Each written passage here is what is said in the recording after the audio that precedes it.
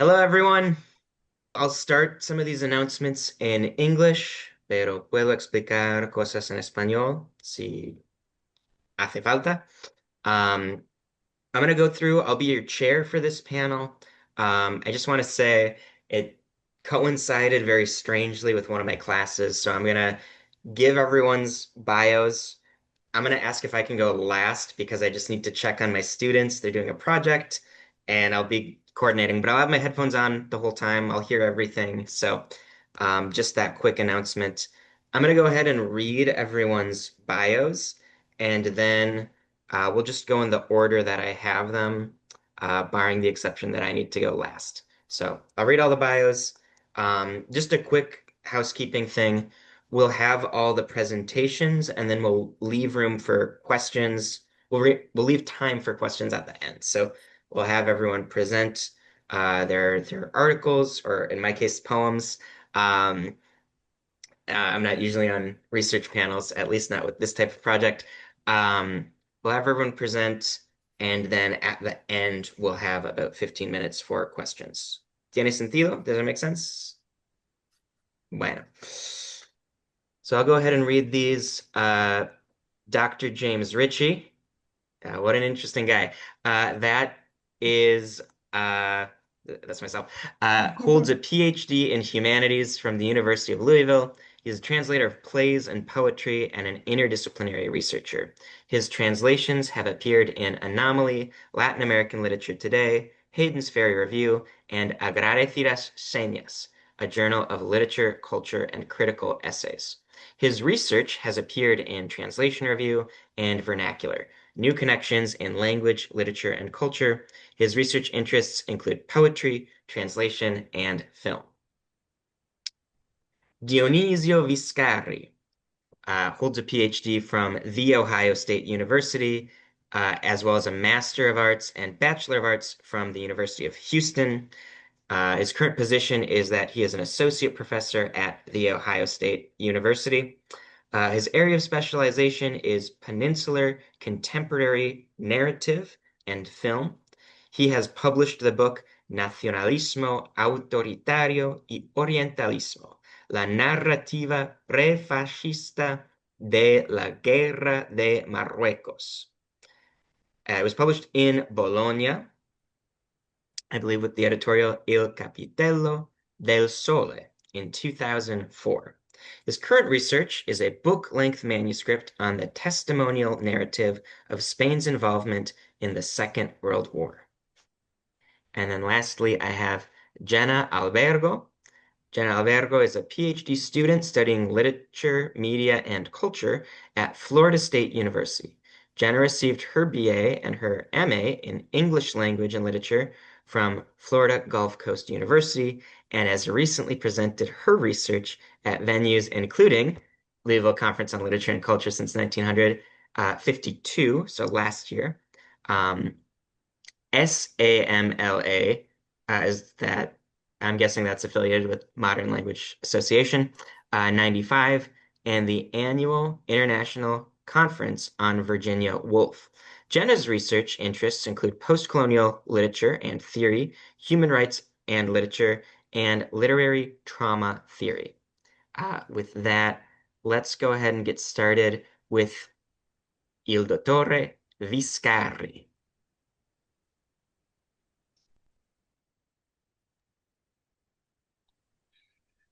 Muchísimas gracias y buenos días. ¿Se me escucha bien?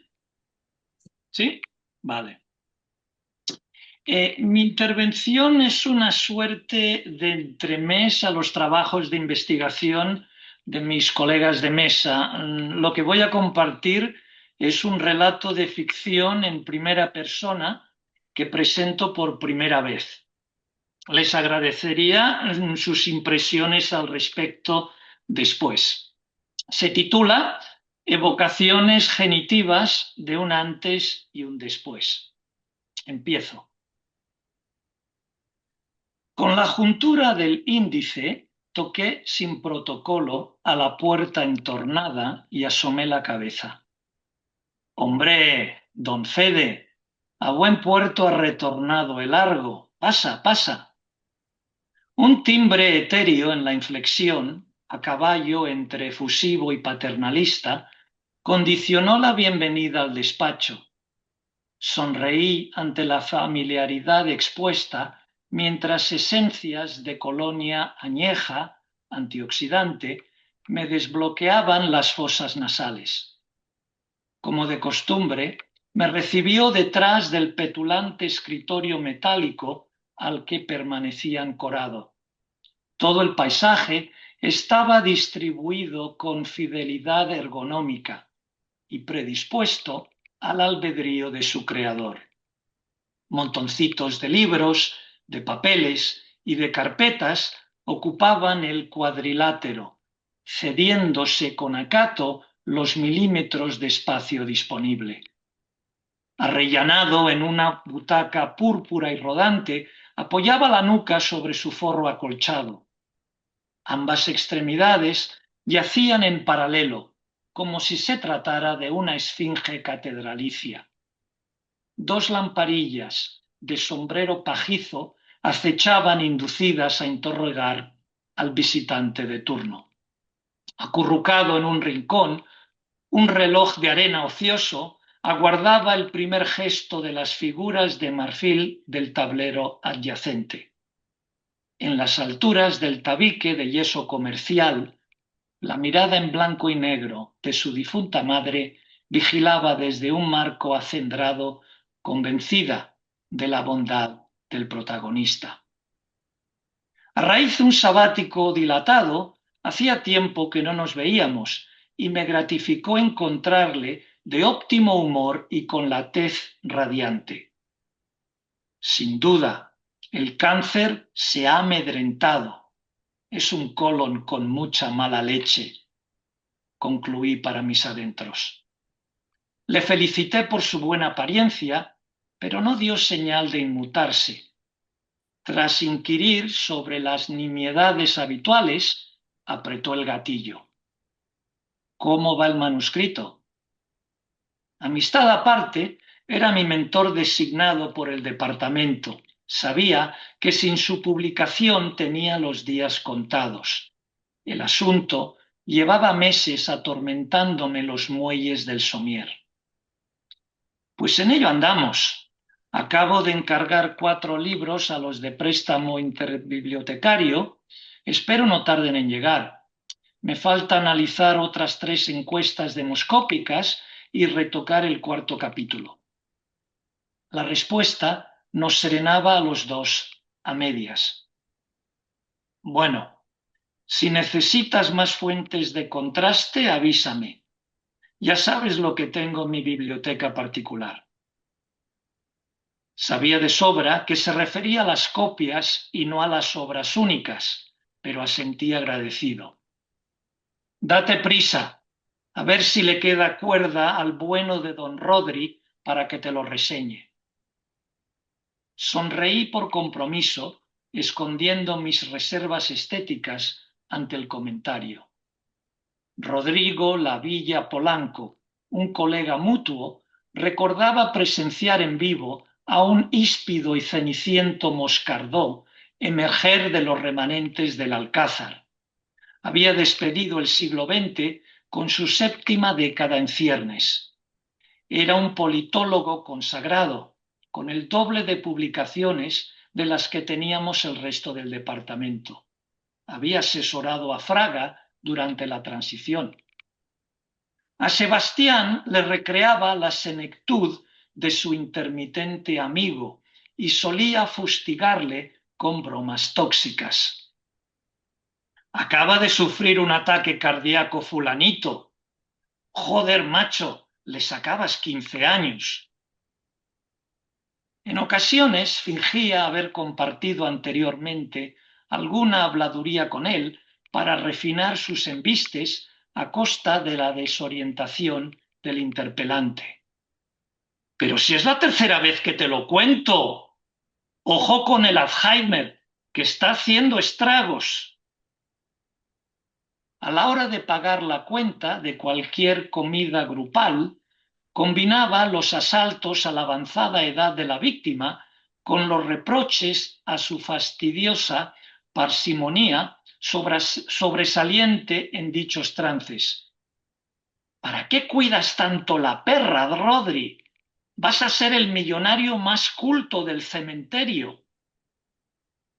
Yo intentaba desarticular los intempestivos rifirrafes, apuntando con transigencia historicista que su comportamiento era bastante usual en los adolescentes de la posguerra. A fin de cuentas, mis abuelos habían sido igual. Al afectado no le hacían gracia las pullas, pero las sobrellevaba con la resignación de quien sabe que en el fondo los recordatorios no eran del todo descabellados. Por mucho que le pesara, era ley de vida. No obstante, gozaba de una salud insolente que congeniaba con una rutina tenaz e íntegra. Solo abusaba de las moralejas rancias y de los desacatos de imaginación lúbrica, proyectados sobre toda cristiana andante. Además, emancipado por superstición de cualquier medio de transporte público, se valía de sus frugales zancadas robóticas para desplazarse de un confín a otro de la geografía burocrática. Era recatado en la mesa y prolijo en hidratarse. Pesaba menos que el flequillo de un galgo persa.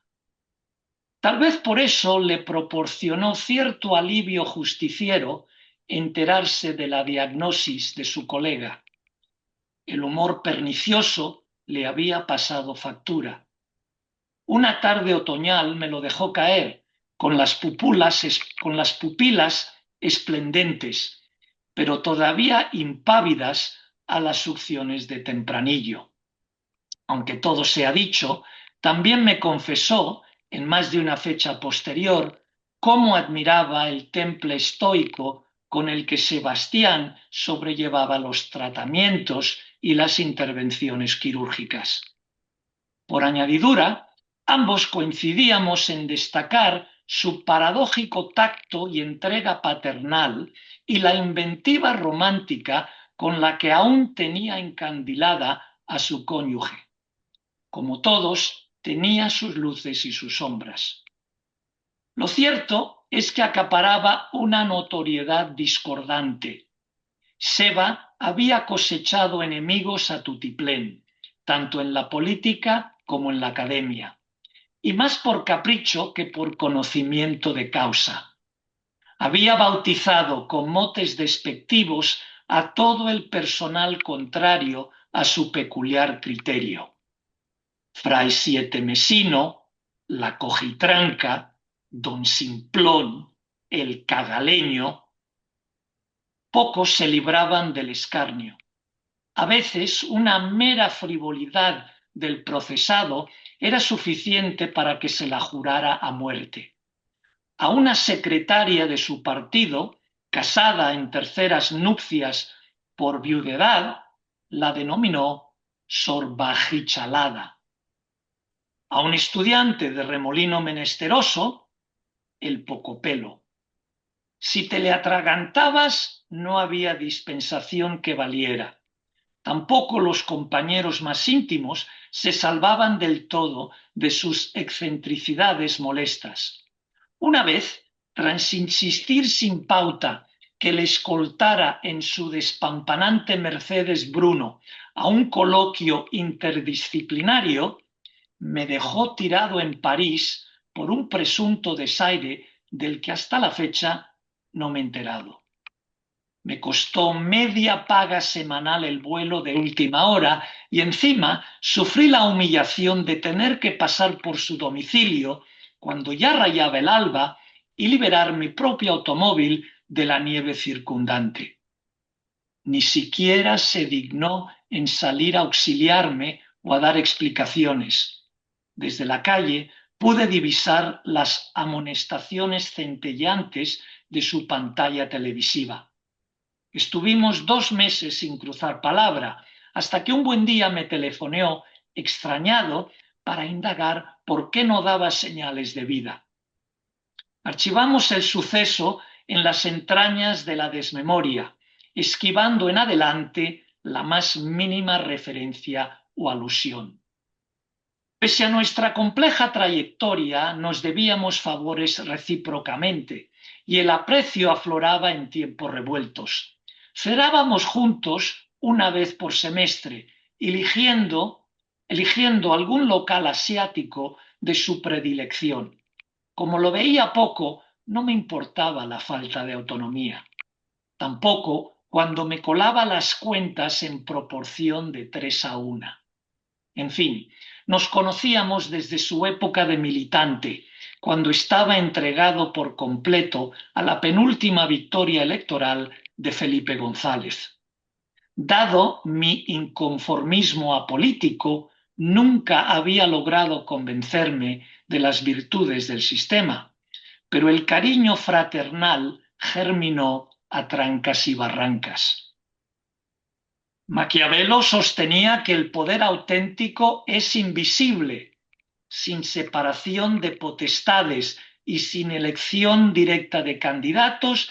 La democracia es una farsa, le replicaba cuando se ponía pesado. Risitas condescendientes solían finiquitar el intercambio y retornábamos a la trivialidad. De todas formas, evitaba la discusión política por impráctica y en esta ocasión mantuve la compostura cuando me sacó el tema de las esferas de control en Bruselas. Ahora, para mí lo primordial era conseguir la plaza en perpetuidad y la colaboración de mi amigo era determinante. Dialogamos sobre sus proyectos de investigación inmediatos y cotilleamos acerca de quién estaba en la lista final para encabezar el departamento. Sus planteamientos me confundieron, no quise cuestionarle. Percibí aguardar expectante su sentencia sobre el refectorio elegido de esa noche. 3 punzadas estomacales seguidas me lo exigían. No obstante, las carcajadas continuas ante alguna salida irreverente suya me menguaban el malestar corpóreo. De repente se me ocurrió hacerle una pregunta hasta el momento celada. Oye, Seba, ¿pero tú no estabas muerto? Tuve el tiempo justo para comprobar cómo su sonrisa se mofaba de mi impertinencia. Un empellón súbito y traicionero me propulsó hacia la realidad matutina. Despegué las pestañas ante un sol espléndido que se filtraba por el ventanal madrugador. Sus cenizas llevaban ya varias legislaturas reposando en un rincón arácneo del chalet balear de su viuda. Esta había renacido y tras cepillar la minifalda se dedicaba a la captura sentimental de angloparlantes de la tercera edad. 11 años y medio.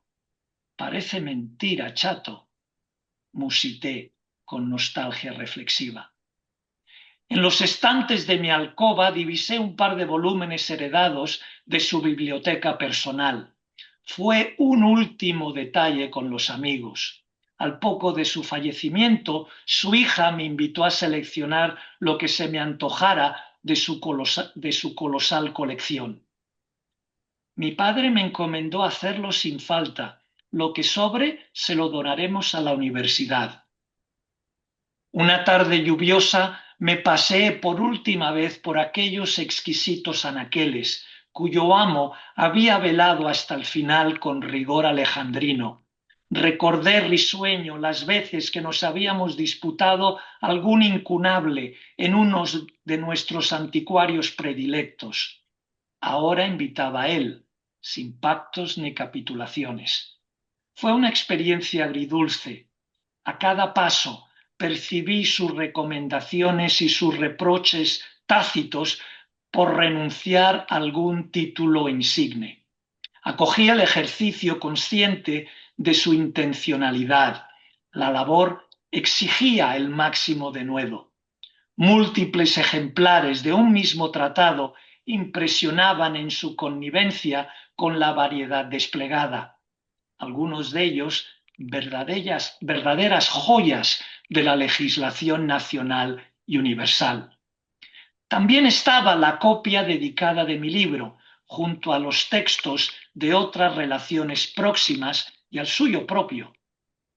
Mientras desalojaba varias cajas repletas, le ofrendé mi gratitud en silencio.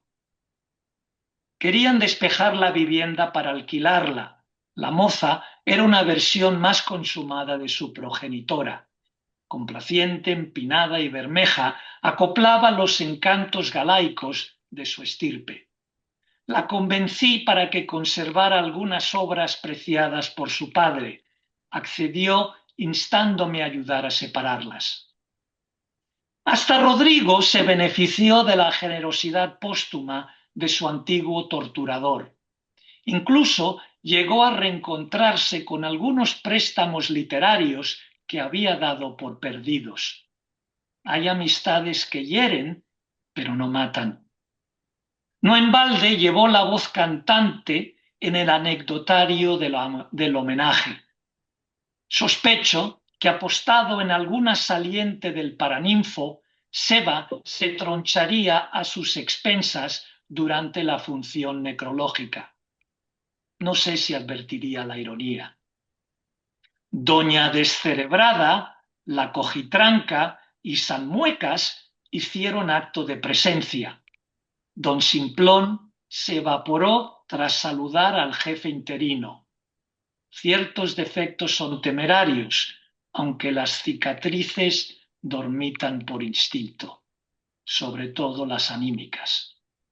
Los apodados restantes no disimularon su ausencia.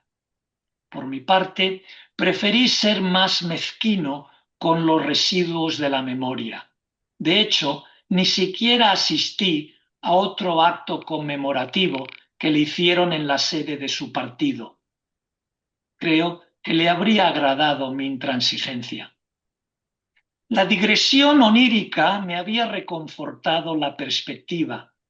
Entre defunciones, traslados y jubilaciones, al departamento le queda poco de su antigua fisonomía. Hace un par de días coincidí con Rodrigo en las dependencias del Ministerio de Educación y Cultura. Solicitaba subvenciones. Ya lleva 2 lustros de mérito.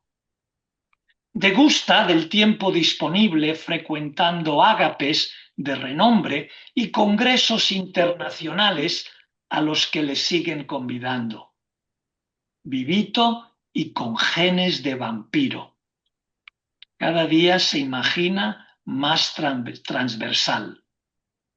Despistó al virus agazapado en su cuartel de invierno mientras redactaba Vademecums. Con los ojos lejanos expresó una perspectiva ambivalente sobre el último éxito de la selección. También dijo esperar con impaciencia el armisticio para concurrir de nuevo a la capital de los zares.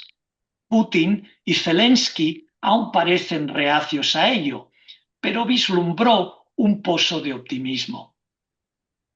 Es una sangría sin sentido. Solo beneficia a las élites globalistas y a la mafia mediática convencional. Ni una sola manifestación popular para exigir la paz. A ver si acaban de espabilarse, con los pocos cuerdos que quedamos.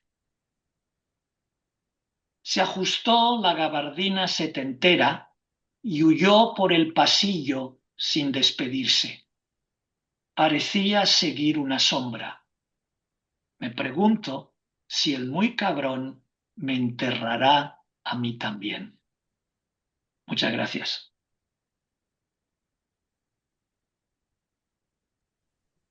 Excelente. Ahora, gracias por la presentación.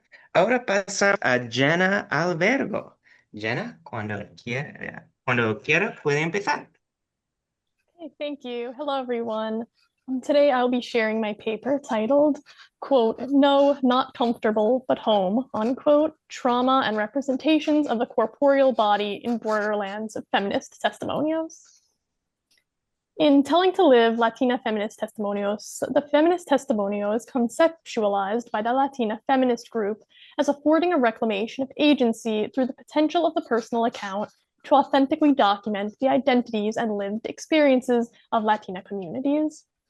Major works on the utility of the testimonio, such as Chicana Latina Testimonios, mapping the methodological, pedagogical, and political by Dolores Delgado Bernal et al., and Mothering the Borderlands Testimony and the Latina Feminist Group by Cristina Santos and Tracy Moray highlight the social function of testimonios in the feminist tradition as giving voice to the shared experiences and traumas of Latinas to create bonds of feminist solidarity. However, giving voice to the experience of borderlands residents requires unconventional strategies of disclosure to make meaning of the particular violence of artificially constructed borders on identity production and to make oneself at home in the physical and psychological trauma of borderlands existence. In Gloria Anzaldua's Borderlands La Frontera, The New Mestiza, and Edwidge Danticat's The Farming of Bones, testimonies of the borderlands foreground the uniquely tactile experience of individual identity fracture as the defining affect of geographic borders. In The Farming of Bones, Danticat complements and expands Anzaldua's notion of the body as testimony to the trauma of borderlands existence by examining how violence to the body shapes the worldview and sense of self of the border subject.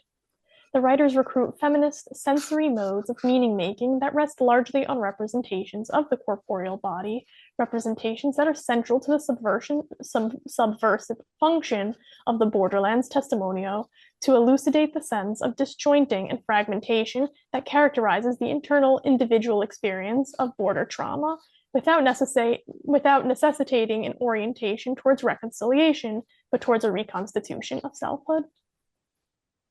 So in my first section, I will be looking at border trauma and the corporeal female body in Anzaldua's Borderlands La Frontera. So in her groundbreaking feminist text, Borderlands La Frontera, The New Mestiza, Gloria Anzaldúa reimagines the act of erecting a man-made border between the southern US and Mexico as an unnatural bodily violation on the terrain of Mexico, the effect of which she defines as the borderlands. Anzaldúa defines the borderlands as a geography and society scarred by cyclical injury, trauma, and violence at the hands of men through the imagery of blood and wounding on the female body. However, in this text, the borderlands are not characterized as passive receptors of external stimuli, but instead, Anzaldúa presents the generative and reproductive potential of borderland society through the sustained metaphor of womanhood. In Borderlands La Frontera, The New Mestiza, Anzaldúa counters the ongoing alienation and dehumanization of border communities at the hands of colonial powers by reclaiming the disruptive quality of borderlands landscapes and the contradictions that characterize existence within. By contrasting the colonial rhetoric of the borderlands as subhuman with imagery of a hyper-feminine landscape, Anzaldúa posits the erasure and oppression of its inhabitants as a squarely feminist issue, and demonstrates the positive potential of female resistance. By presenting the borderlands as a geography marked by external violation, Anzaldúa presents the US-Mexico borderland as not only a place of regenerative potential, but first as a society whose identity is scarred by the trauma of colonial intervention. To portray how US forces shaped the social and physical terrain of Mexico from which the borderlands have emerged, Anzaldúa utilizes the metaphors of physical and biological violence. When she reflects upon the experience of being what she describes as a border resident, even Anzaldúa's initial attempt at optimism still inadvertently betrays the violence of artificial geographic boundaries. She states, quote, "Living on borders and in margins, there is an exhilaration in being a participant in the further evolution of humankind, in being, quote, worked on, unquote. In describing borderlands residents as being worked on, quote unquote, she foregrounds the borderlands as a society and geography occupying a continued and continuous state of flux from the violence of external extraterritorial manipulation. Here, she alludes to the continued impact of US intervention on the borderlands, and that, for better or worse, the identity of the borderlands resident cannot be extracted from symptoms of its influence. In analyzing these symptoms, Anzaldúa compares the psychological manifestation of the trauma experienced within the borderland society as a biological violation, as a pathogen. She writes, quote, tension grips the inhabitants of the borderlands like a virus, ambivalence and unrest reside there, and death is no stranger, unquote. By comparing the tension that characterizes borderlands existence as to a virus, Anzaldúa further extends her metaphor as the terrain as body to both represent the insidious impact of US intervention in Mexico and to counter the dehumanizing discourse within US immigration used to describe those in borderlands. In doing so, she introduces a counter discourse to the borderlands resident as quote unquote alien by presenting external intervention as a biological illegal invasion. Anzaldúa introduces the disruptive feminist potential of borderlands by characterizing the landscape of borders as a source of violent birth, rebirth, and heterogeneous identity formation. In describing the geography of the US-Mexico border, she writes, quote, the US-Mexican border es una herida abierta, where the third world grates against the first and bleeds. And before a scab forms, it hemorrhages again, the lifeblood of two worlds merging to form a third country, a border culture, unquote. Here, Anzaldúa presents that although the border is a wound, a site of trauma, una herida abierta, a site of trauma, it is simultaneously a landscape of, albeit violent and painful, rebirth and generation. Through the imagery of the borderlands landscape as a geography where, as she describes, the lifeblood of two worlds merge to form a third country, unquote, Anzaldúa presents the feminist cultural reproduction that takes place at borderlands and the potential of this regenerative work to disrupt US interventionist projects to delineate and constrict cultural borders by presenting this border culture as fluid and resistant to dichotomist categorization. Simultaneously, Anzaldúa's account of the border as a wound parallels her description of the female who, she writes, bleeds but does not die, and instead reproduces, and extends her metaphor of the border as female body to examine the productive and subversive potential of sites of trauma. In further positing the borderlands as a regenerative site, she describes, quote, a borderland is a vague and undetermined place created by emotional residue of an unnatural boundary, unquote. Here, Anzaldúa posits that the borderlands as a physical manifestation of the violence enacted upon Mexico's geography and its inhabitants to present the generative potential of particularly female trauma. By establishing emotional residue as a site of productivity and identity formation for its inhabitants, she counters the implicitly feminized association of the landscape in colonial discourse as a passive receptor of intervention by presenting the generative potential of this wound. In doing so, Anzaldúa illustrates the disruptive potential of female agency by reclaiming the association of the colonized landscape with femininity through her hyperfeminization of the borderlands, while resisting equivalences between femininity and passivity by presenting the borderlands as an active, shifting site of subversive identity reproduction. In Borderlands La Frontera, Anzaldúa valorizes and reclaims the trauma that pervades the US-Mexico borderlands as a source of productive feminist potential to subvert the alienating and dehumanizing rhetoric disseminated within US immigration discourse. By characterizing the borderlands as a woman, Anzaldúa unflinchingly indicts the US government with brutally violating the landscape of Mexico and ravishing a cultural identity that was once whole, resulting in the emergence of a fractious, quote unquote, shifting and quote unquote alien element.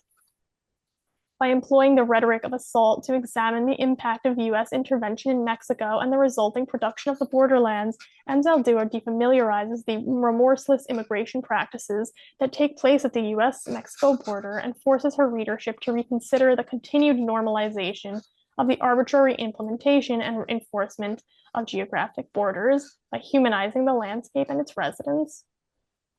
Through her project to valorize the cultural and physical trauma experienced at the borderlands from this brutality, Anzaldúa represents the geography of the US-Mexico border through the figure of a woman to subvert imperial discourse that characterizes colonized landscapes as passive by presenting the borderlands as a source of productivity.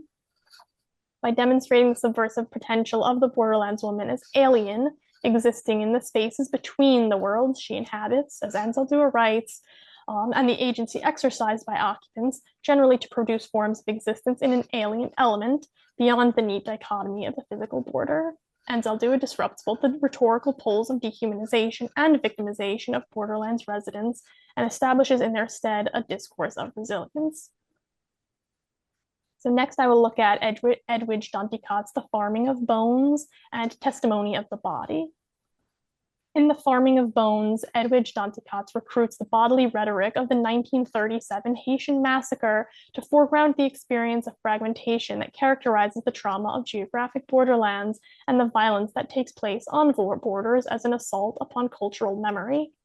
The bodily imagery associated with the trauma of the borderlands is examined by Danticat in her consideration of language used to describe the massacre. Quote, El corte, the cutting, was an easy word to say. Just as on our side of the river, many called it cuto, a stabbing, like a single knife wound, unquote. By describing the Dominican word for massacre, cutting, as, quote, an easy word, unquote, Danticat comments upon how the creation of artificial borderlands is normalized in the rhetoric of massacre. The act of cutting is easy because it dehumanizes the borderlands and neatly reduces the borderlands to a geographic territory.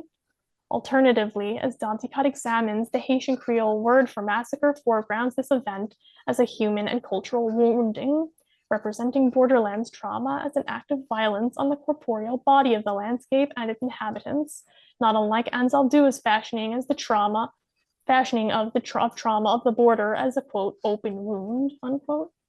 The Haitian massacre took place under the authority of dictator Rafael Trujillo in the Dominican Republic, who ordered the mass systematic murder of 15,000 Haitian people residing and working at the Dominican borderlands.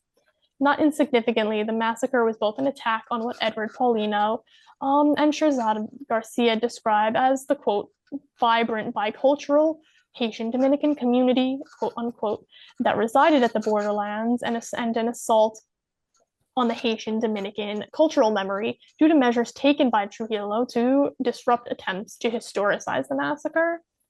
According to Paulino and Garcia, quote, many of the corpses were burned and buried in unmarked graves, the forensic evidence to be forever hidden, unquote. Trujillo challenged attempts at historicization of the massacre by erasing the body as a site of narrativization. This act of burning or otherwise concealing reveals a recognition of the human body as a site of evidence, as a silent testimony to the unspeakable violence committed, and is an assault on the Haitian Dominican cultural consciousness by negating attempts to properly memorialize or make meaning of the massacre. By delivering a counter-narrative to the cultural violence led by Trujillo of silencing and erasure, Danticat historicizes the trauma at the Haitian Dominican borderlands by valorizing and empowering acts of testimony outside of formal institutions to represent the experience of physical and psychological fragmentation as a central affect of borderlands trauma.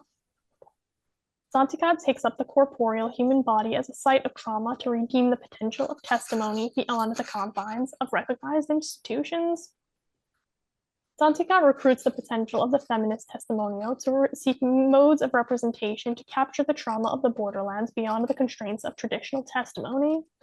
In Telling to Live, the Latina Feminist Testimonios, the Latina feminist group describes the purpose of their own feminist testimonio by stating, Our book expands the construction of testimonio in our feminist desire to make visible and audible our papelitos guardados, the stories often held from public view, and to express the full complexity of our identities. Similarly, in The Farming of Bones, Edwidge Danticat expands Anzaldua's project to reconceptualize the cultural archive by challenging the utility of traditional testimony to capture and make intelligible the lived experience of borderland subjects. When Amabel and Yves are staying together at Man Rapidu's home or house, Yves tells Amabel about the priests who are collecting testimonies of the survivors of the massacre. In the novel, he states, quote, "They're collecting tales for newspapers and radio men. I know what will happen," he said. "You tell the story and then it's retold as they wish, written in words you do not understand, in a language that is theirs and not yours," unquote. Here, Danticat demonstrates how the act of collecting tales for public dissemination foregrounds the exploitation of acts of testimony. According to Jennifer Hartford Vargas, quote, "The novel suggests that this belief in institutionalized recording and need for official recognition is misguided. Rejecting the official mechanisms for post-massacre testimonial production and recording, the novel posits the forging and maintenance of archives from below," unquote. The testimony no longer belongs to the witness once it is disseminated within the formal institutional context. Rather, it is made unintelligible to the witness and negotiated and transformed by systems of power. The process of collecting tales assumes the modification of the account. The tales are the testimonies of survivors once these accounts are, quote, "retold as they wish," unquote. By critiquing the constraints of the formal act of testimony through the novel, Danticat seeks productive methods to disseminate the papelitos guardados, the stories often held from public view, a central project of the feminist testimonio. Danticat presents the corporeal body as a site of narrativization by demonstrating how the damaged body is made intelligible as a silent testament to the trauma of the borderlands. After the massacre, Amabel seeks to make meaning of her positionality by seeking identification with others through the experience of shared trauma. Quote, "I strolled like a ghost through the waking life of the Cap, wondering whenever I saw people with deformities, anything from a broken nose to crippled legs, had they been there?" Unquote. Danticat's description of Amabel strolling through the waking life of the Cap alludes to Amabel's altered relationship with the world around her. The trauma she has experienced reduces Amabel's corporeal body to a ghastly state, a testament to her suffering under the veil of the border. However, while the trauma of the borderlands transforms her into a phantom, it simultaneously makes the corporeal bodies of those around her hypervisible, as any form of physical disability for Amabel serves as a testimony to a potential history of shared trauma. Danticat, following Anzaldúa, posits the body as an alternative archive and explores the corporeal body as a site of testimony, especially for those seeking corroboration for or intelligibility within their own experience of trauma. On Amabel's attempts to seek identification with trauma survivors through the corporeal body, Hewitt describes, quote, "Once she returns to Haiti, she constantly wonders about the connection between visible disabilities and the massacre, but the presence of disabilities eludes ready interpretation," unquote. In addition to these disabilities eluding interpretation or narrativization, they also signal Amabel's inability to make sense of her surroundings outside of the context or framework of the massacre. The trauma that she experiences is not only tangible through her damaged corporeal body, but through her attempts to gain intelligibility by seeking identification with bodies that testify to the trauma she too has endured. Ultimately, Anzaldúa and Danticat share the project of reconstituting the identity and selfhood of the border subject and reconsidering what counts as recognized testimony to make intelligible the traumas of life on the borderlands. Anzaldúa's conceptualization of the border as home rests on the productive potential of the borderlands as a site of resistance.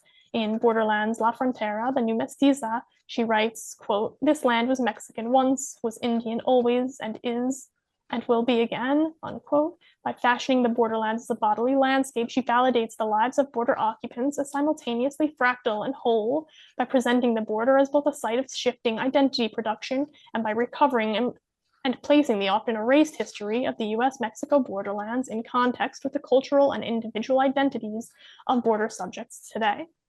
For Danticat, this project involves reassembling the archive of the Haitian massacre of 1937 by reconstituting the identities of those who were lost to unspeakable violence. Danticat's testimonial is one of recovery and reassembly, which, as Jennifer Vargas describes, quote, harnesses the power of the imagination to recuperate and memorialize subaltern histories, unquote, and recomposes the identities of Haitian borderlands residents as occupants lost to the body of the archive. By writing the trauma suffered at the Haitian Dominican borderlands, and making a more complete archive by narrativizing and making intelligible the experience of bodily and psychological fragmentation at the borderlands, Danticat productively expands on Ansel Dua's project to decolonize the archive by recruiting the political potential of the body to narrativize the trauma of the border, and by redefining who gets to write history. Thank you.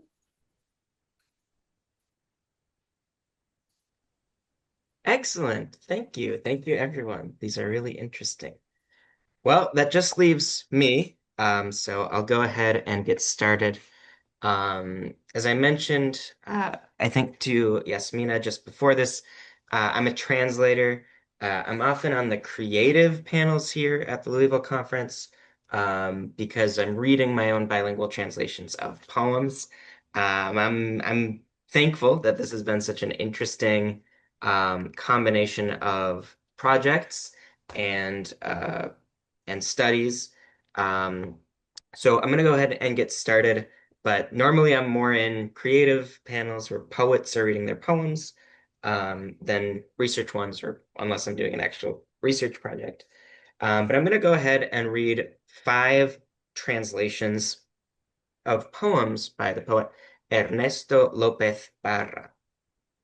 López Parra was involved in the ultraísta movement, so a very kind of experimental movement, simultaneous with, Dada, Surrealism, Futurism in Europe. So we're going to see some elements of experimental poetry that's championing new forms of writing throughout these works.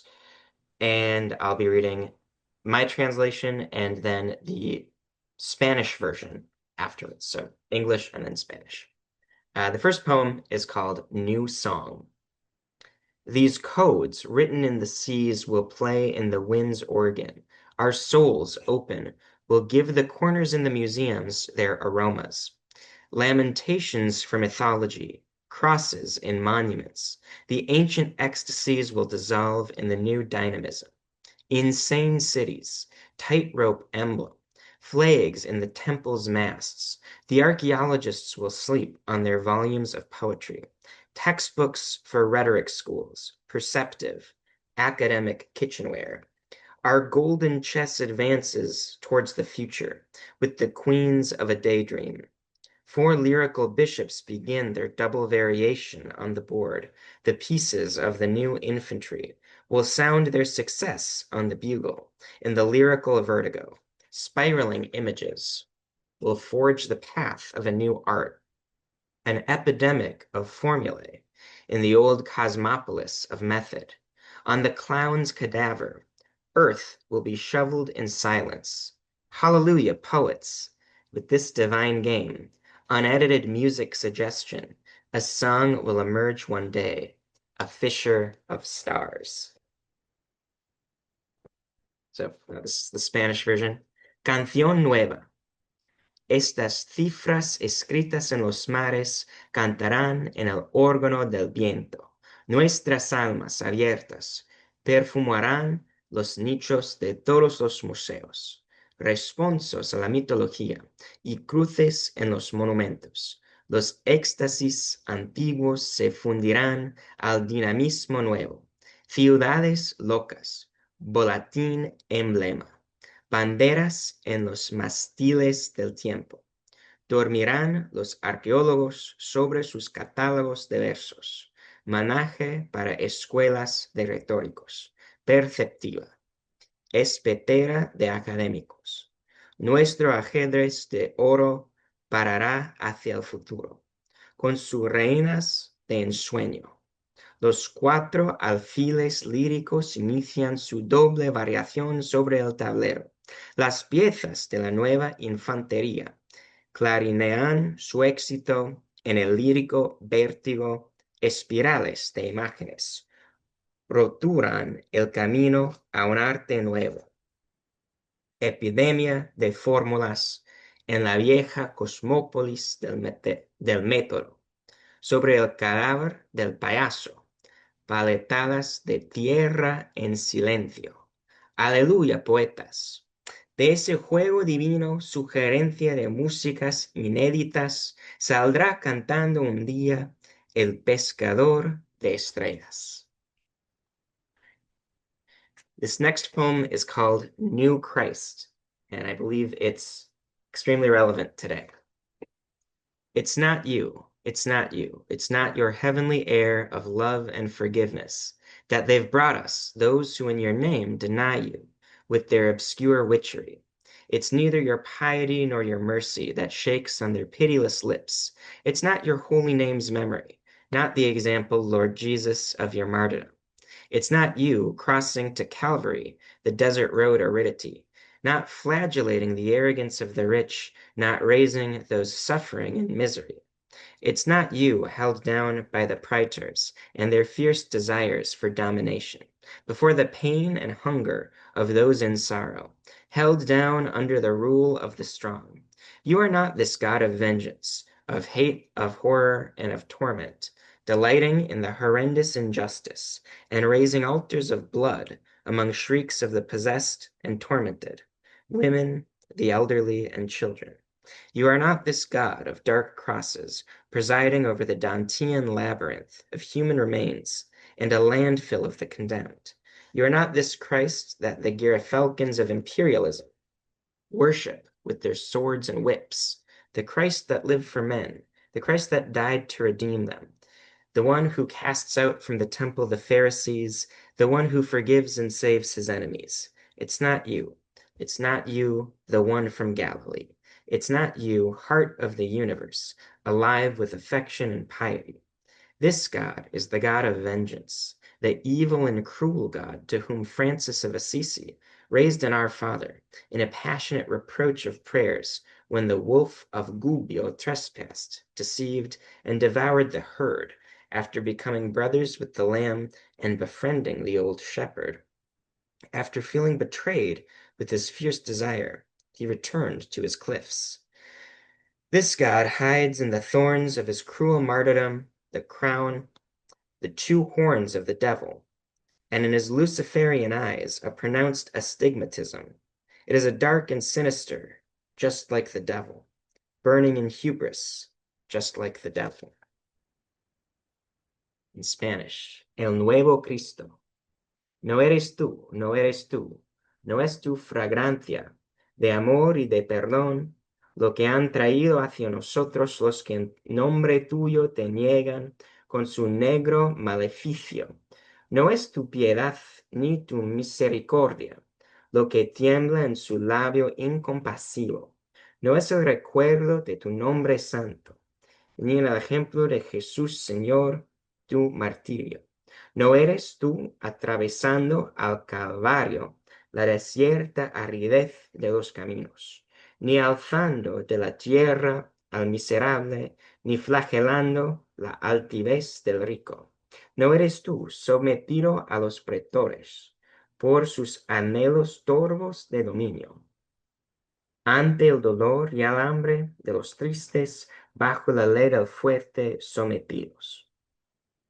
No eres este Dios de la venganza, del odio, del error, del horror, del suplicio, que se recrea en la injusticia horrenda y alza altares de sangre entre alaridos, de poseídos y de atormentados, de mujeres, de ancianos y de niños.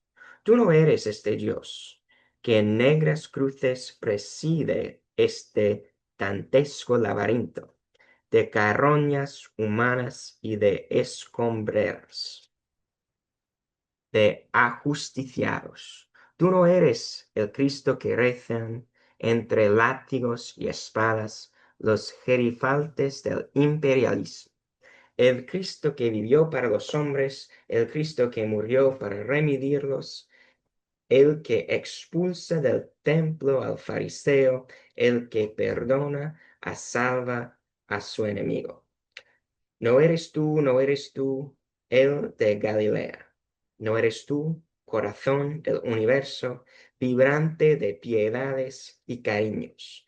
Este Dios es el Dios de la venganza, el Dios malo y cruel al que Francisco de Asís en un reproche de oraciones elevó un Padre Nuestro, compasivo, cuando el lobo del Gubia, traspasado de desengaños, devoró el aprisco, después de hacerse hermano del cordero y del viejo pastor hacerse amigo, y luego de sentirse traicionado con su anhelo feroz, volvió a sus riscos. Este Dios lleva oculta en las espinas de la corona cruel de su martirio los dos cuernos del diablo, y en sus ojos de luzbel un dramático estrabismo, y es negro y zurdo como lo es el diablo, y arde en la soberbia como el diablo mismo.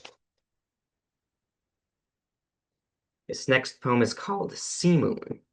The moon has fallen into the sea. It fled from the sky, and the stars look on, horrified. From the night to the sea, with the moon already in the water, the sea is the new sky. In Spanish. Luna del mar. La luna se ha caído sobre el mar.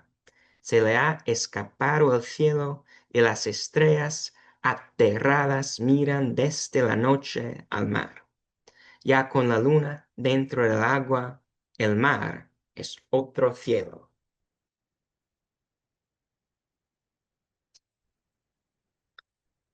This next poem is called Bohemia.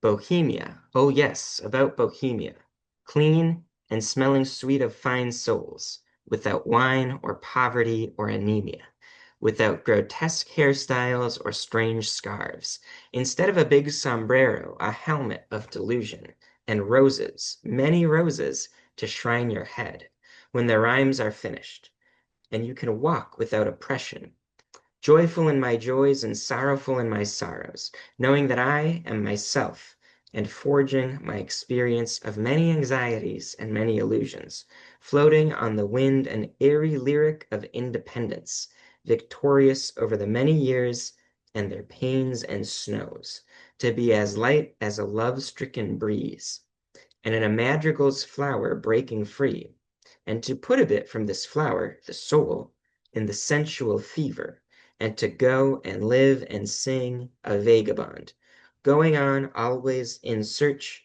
of more beautiful illusions, and letting myself die one night on the road, hidden amongst rose bushes, gazing at stars, the romantic bohemia of the ideal, without wine or poverty or anemia.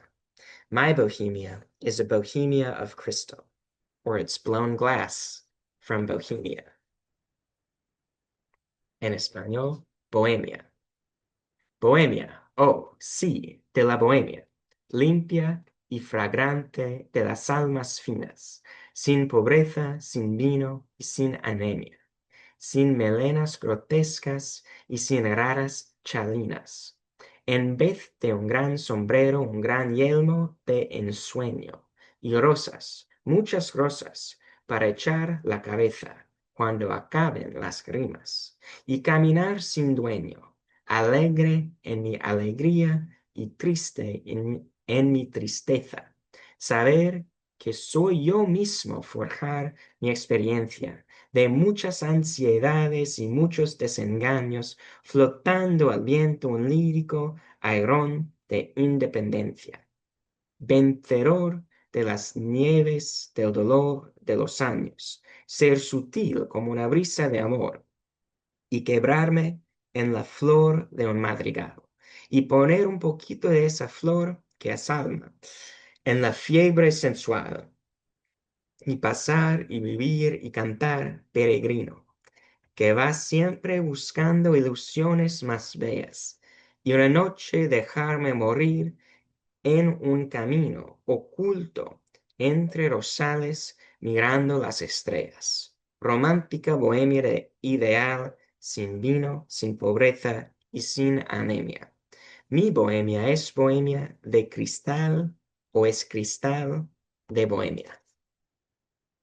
All right, and this last poem that I'll read here is titled Roots. Time is not forever. Every summer is another winter. Every new word is even quieter, longer and sadder. Each road is newer. More pain with every love, every dream more impossible. Your absence grows old every day. You and I are further apart. Tomorrow is yesterday. On today's path, time is wasted. Afterwards, no one will know what it's like to kiss the pure roots of your memory. And in Spanish, raíces. El tiempo no es eterno. Cada nuevo verano es más invierno. Cada nueva palabra es más silencio. Más largo y triste cada camino nuevo, más dolor cada amor, más imposible cada sueño. Tu ausencia se envejece. Cada día tú y yo estamos más lejos. El mañana es ayer. Por el camino del hoy se pierde el tiempo. Nadie sabrá después pesar las puras raíces de tu recuerdo. Thank you. All right, now I'll open things up to questions. I have a few questions or comments for each of you, but if you'd like to start, if anyone wants to start, you can use the raise hand feature in Zoom to ask questions for one another. Bueno, esto tiene su origen en un sueño. Pues hay parte que es autobiográfico, hay parte que es pura ficción. Entonces, de hecho, soñé parte de lo que sucede en el cuento y poquito a poco fui adaptando cosas, lo fui modificando y me salió lo que me ha salido, ¿no? Pero, o sea, el origen fue precisamente un sueño. Me desperté además con unas imágenes muy vivas y de ahí pasé directamente ya a escribir, ¿no? O sea, de hecho me desperté, corrí abajo y empecé a... O sea, si no los pillas se te escapan. Volver a integrar lo que ha pasado, ¿no? Entonces, ese es... Me hubiese gustado que haber tenido un origen mucho más bonito, quizá, ¿no? Pero esto es la verdad. La subconsciente, sí, sí. Sí, Sí, por eso, sí, por eso claro. Sí, sí. Eso iba a ser iba a ser mi pregunta, si hay un componente autobiográfico, así que ya ha respondido eso. Yo estoy convencido de que en todo lo que se escribe, en todo lo que se escribe, en todos los contextos, siempre hay algo autobiográfico que aparece, porque precisamente tiene que tamizarse a través del que crea lo que se cree, ¿no? Sí, o sea, de hecho, si empiezas a mirar, o sea, a indagar un poquitín, empiezan a aparecer, digamos, rasgos de ciertos personajes que he conocido a lo largo de mi trayectoria, ¿no? En la academia, que ya sabes que la academia está plagada de personajes interesantes, ¿no? O sea que... No, o sea, no concretamente, quizá de una manera bastante hiperbolizada. Todo esto ocurre en una facultad de ciencias políticas, ¿no? Entonces, o sea, simplemente se me empezaron a ocurrir cosas y me empecé a deformar personajes, ¿no? O sea que no se refiere a nadie en concreto, pero sí que tiene algunos elementos de gente que he conocido a lo largo de mi trayectoria. Sí, me gustaría. De hecho, tengo ya a estas alturas tendré, no sé si 16 cuentos, ¿no? O sea que mi intención es publicarlos todos en un solo volumen.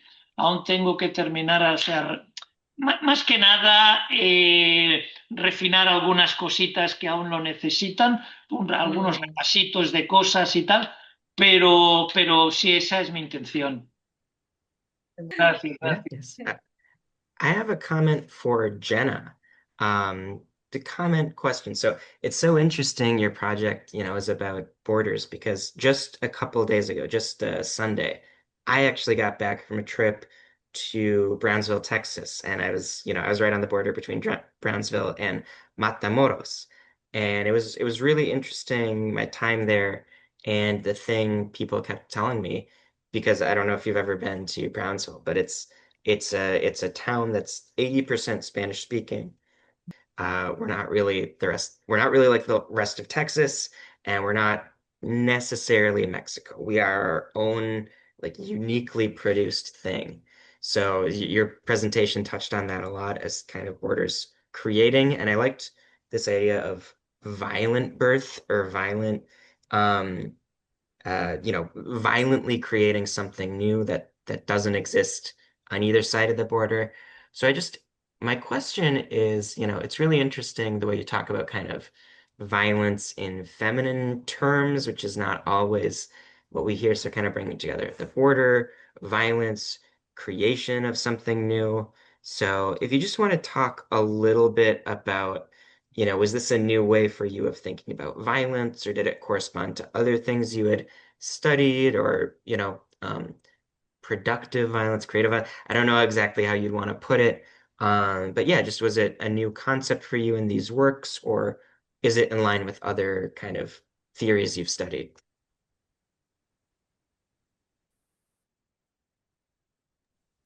Sorry about that. Thank you so much for your question. So this paper was originally written. I was not very familiar with Latino or Latinx literature prior to taking a graduate course in this area of study this past year, and this paper was ultimately the product of that course that I found so interesting and generative. So this idea that comes up in the paper that I read to you all today about kind of the border being this place of kind of violent reproduction, I think came from my interest in this course. Something that came up was that the borderland is both a place of immense trauma.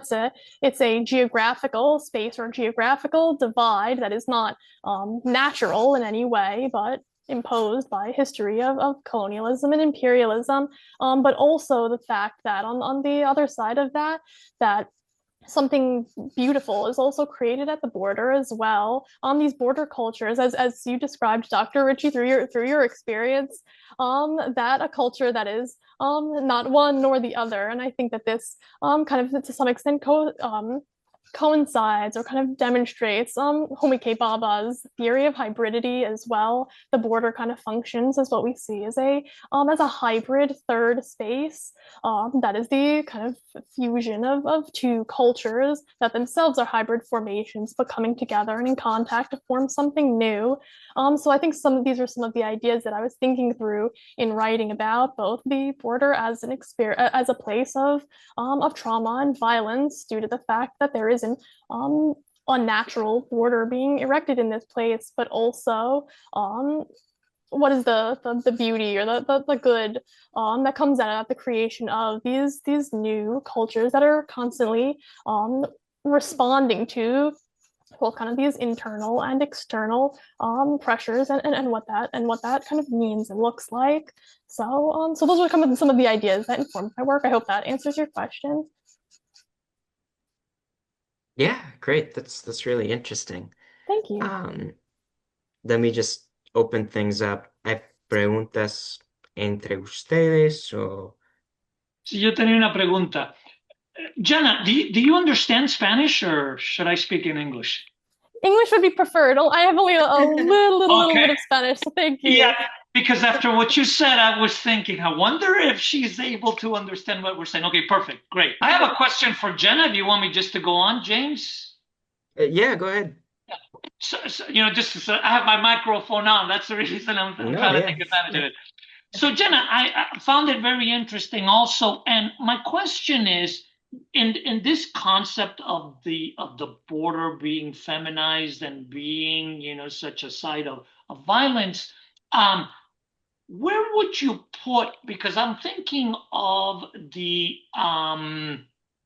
narco wars, right? As a relationship between supplier and consumer, right? And where does that dichotomy fall within that conceptualization of the border as a feminized space that has agency? That is very interesting. Thank you for your question. That is an idea that I had not yet considered, and I'm actually, if it's all right with you, I would like to turn the question to you. Is this an idea that you've thought about, or that you see a clear relationship between? Because it is not a concept that I'm as familiar with, but I'm very interested in. No, I mean, for me, just the idea of historically being a space for violence, which, obviously, all we have to do is look at the annals of history and we see what that has represented. But that relationship is such a complex relationship, right? Because you literally have people of Mexican roots on both sides of the border, right? And at the same time, you have the relationship of a country that there's an equality in power. One is so much stronger than the others. But then by the same token, it is almost as a way of counteracting that power via, the drug war. So, I mean, it just seems that it adds to the complexity of the situation. I completely agree. Thank you. I would definitely, in an expanded version of this work, I would definitely like to explore that area. And I think that that's such an interesting point. Thank you so much. Yeah, I was just we got a message from the organizers. I think we have 10 more minutes, so maybe time for like Well, one or two I more think questions. we Oh, probably need to end it, and so the next oh, can get ready. oh, can start setting up. Yeah. Okay. Okay. You had one more question, Yasmina, No, or it was a comment. It was a little comment. No, ah, I can. okay, let them start setting up for the next event. Hope you have a great rest of your conference experience, and thanks for participating in this panel. Thank you. Thank you so much. Take Thank care. you. Bye. Okay, so why don't we have you